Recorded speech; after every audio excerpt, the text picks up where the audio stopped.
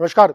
जैसे कि आप जानते हैं कि कोटा को हमने शिक्षा की काशी भी बोला है और कोटा में लाखों बच्चे हर साल जेईई की, नीट की तैयारी करने के लिए आते हैं। इनफैक्ट बहुत छोटी क्लासेस में बच्चे आते हैं जो 8th, 9th, 10th में भी बच्चे आते हैं जो ओलंपियाड की तैयारी करते हैं, बोर्ड की तैयारी करते हैं और स्कूल बेस्ड एग्ज़ाम की तैयारी करते हैं।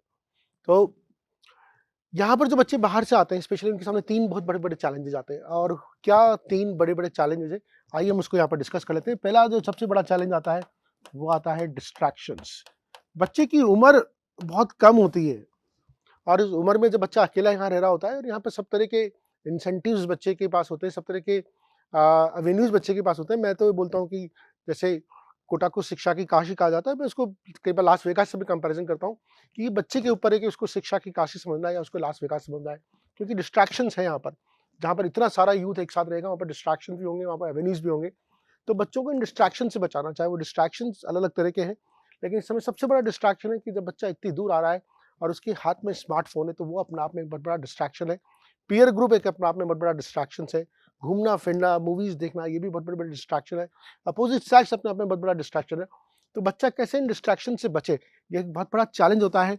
इस वजह से बच्चे आते तो बहुत हैं, लेकिन जो परसेंटेज सिलेक्शन रेट होती है, वो उतनी सिग्निफिकेंट नहीं होती बिकॉज़ ये डिस्ट्रैक्शंस बच्चा क आ रहा है, लेकिन अगर उन डिस्ट्रैक्शन की वजह से अपने रास्ते से डेविएट हो गया, तो वो अपने जिस ऑब्जेक्टिव से आता है, वो ऑब्जेक्टिव अचीव नहीं कर पाता। पेरेंट्स बहुत दूर रहते हैं, तो पेरेंट्स भी बच्चों को कई बार मॉनिटर नहीं कर पाते। सेकंड चीज़ जो आती है डिसिप्लिन। डिसिप्लिन भी एक बहुत बड़ा इश्यू है बच्चे के साथ कि बच्चा जब अकेला रह रहा है, रूम में, हॉस्टल में रह रहा है, तो सुबह उठने का कोई टाइम नहीं, रात को सोने का कोई टाइम नहीं है, खाना खाने का कोई टाइम नहीं, बिकॉज़ कोई पेरेंट नहीं है जो उसको पुश करे। इस वजह से कई बार बच्चे सुबह रात में लेट सो रहे होते हैं, सुबह क्लासेस मिस कर रहे होते हैं, खाने को स्किप कर रहे होते हैं, कहीं पे कुछ उल्टा-सीधा खा रहे होते हैं, हेल्दी फूड नहीं ले रहे होते, फ्रूट्स नहीं ले रहे होते अपनी डाइट में, ठीक है? ज़्यादा आप फास्ट फूड के ऊपर सर्वाइव कर रहे होते हो। तो ये सब चीज़ें होती हैं, जो आपका जो ऑब्जेक्टिव होता है, उससे आपको डेविएट कर देता है। एंड थर्ड पॉइंट जो और भी इम्पोर्टेंट है, वो है मॉनिटरिंग।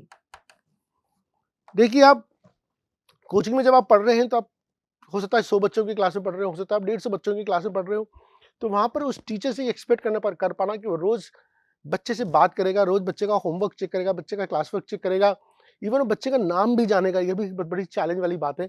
तो मॉनिटरिंग बच्चे की बहुत वीक हो जाती है। आप इमेजिन कीजिए, एक वीक में 168 आवर्स होते हैं, ठीक है? उसमें बच्चा करीब-करीब 30 घंटे ही कोचिंग में रहता है। अगर मैं 6 वर्किंग डेज़ लेता हूँ, 5 घंटे का बच्चा ऑन एन एवरेज कोचिंग में बिताता है। तो 30 घंटे की पढ़ाई होती है, लेकिन बाकी 138 घंटा बच्चा हॉस्टल में रहता है या हॉस्टल के बाहर रहता है। तो ये 138 आवर्स बच्चा क्या कर रहा है, ये बहुत इंपॉर्टेंट है। क्या वो कोचिंग से आने के बाद अपना होमवर्क कर रहा है, नहीं कर रहा? क्या वो टाइम पे खा रहा है, नहीं कर रहा? क्या टाइम पे सो रहा है, नहीं सो रहा? क्या टाइम पे वापस रूम पे आ रहा है, नहीं आ रहा?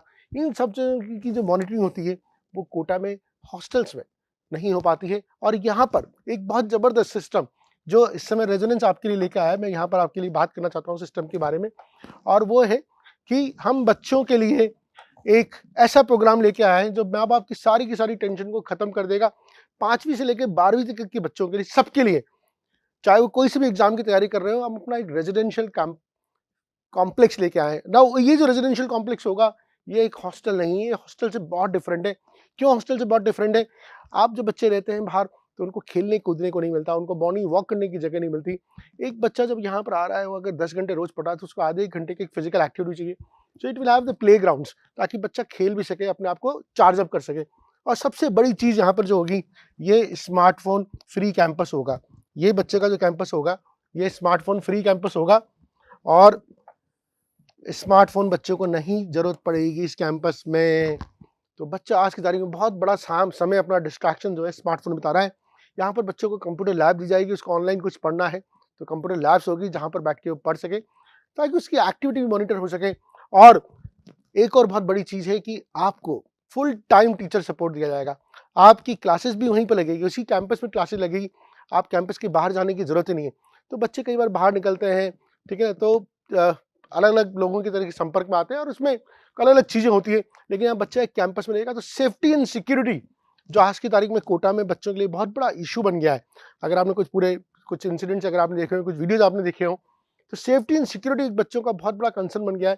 बच्चा इसी कैंपस में रहेगा, कैंपस से बाहर नहीं जाएगा, उसको स्मार्टफोन की ज़रूरत नहीं होगी, बिकॉज़ उसके जो भी टीचर्स होंगे वो वहीं पे पढ़ाने के लिए आएंगे, उसके डाउट के लिए टीचर्स वहाँ पर मिल जाएंगे। तो और बच्चे को क्या चाहिए, एक प्रॉपर डिसिप्लिन, एक प्रॉपर मॉनिटरिंग। ये एक रेजिडेंशियल कैंपस है और ये 5th टू क्लास 12 के बच्चों के लिए आ रहा है। तो मुझे लगता है कि अगर आप बच्चे को कोटा भेज रहे हैं, ठीक है, और अगर आप थोड़ी भी डाउटफुल है कि बच्चा कहाँ रहेगा, कैसे रहेगा, कितनी दूर आने जाने में ट्रांसपोर्टेशन में गाड़ी कौन सी यूज़ करेगा, यहाँ पर आपको बच्चों को एक ही सिस्टम में भेजना है। उसकी क्लास भी वही है, उसका हॉस्टल भी वही है, उसका प्लेग्राउंड भी वही है, उसकी कंप्यूटर लैब भी वही है, उसकी लाइब्रेरी भी वही है, उसके दोस्त भी वही है। वन स्टॉप सॉल्यूशन रेजोनेंस का एक integrated residential programme 5th to 12 के लिए ये पहली बार कोटा में आया है। सो मुझे लगता है you should not miss it. ज़्यादा डिटेल्स के लिए आप फ़ोन नंबर पे कॉल कर सकते हैं या हमारी वेबसाइट पे जा सकते हैं। धन्यवाद।